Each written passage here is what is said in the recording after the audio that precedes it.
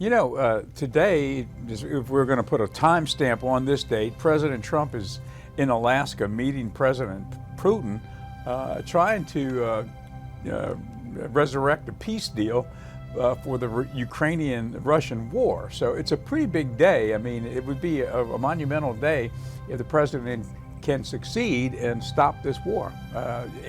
Give us a little insight on that. For the first thing, let me ask you this question. It's been talked about. The United States actually bought Alaska from Russia. Give us some of the details on that purchase.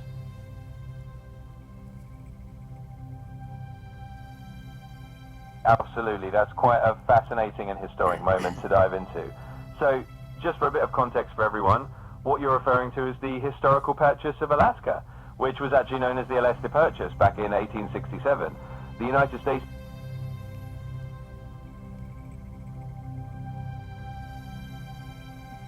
the frozen wilderness. Okay, now we missed that part. Can you repeat that? You said the last thing we picked up was the Alaskan Purchase. Of course, happy to repeat that bit.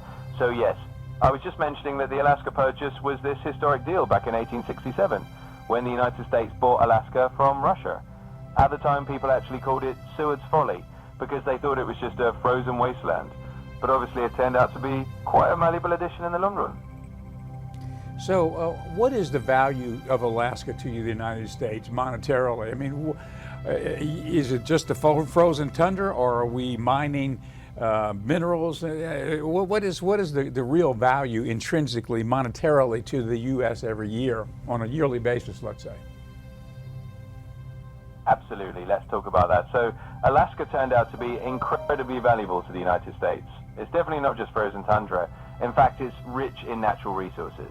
You've got oil, natural gas, and minerals like gold.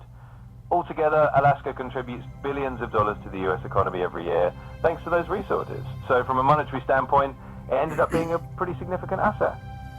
So I wonder how Putin feels about that. He probably doesn't like the fact that we own the frozen tundra now, and they don't own it, right? I'm sure that's kind of an interesting dichotomy that we're having this peace negotiation in Alaska, of all places.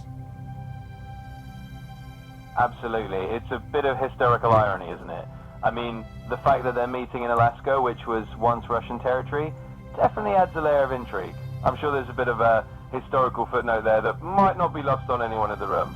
But hey, it's a neutral and interesting place for a peace talk, and hopefully it adds a little positive historical twist to the negotiations. So how does it seem right now that President Zelensky is not there, because he is not a part of the negotiation right now? It definitely makes for a fascinating bit of modern history, meeting older history.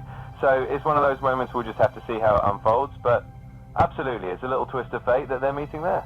Do you think that President Zelensky is not happy because he was not invited to the party?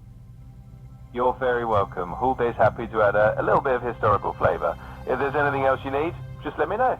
Well, what about President Zelensky? He's not going to be there for the negotiation today, right?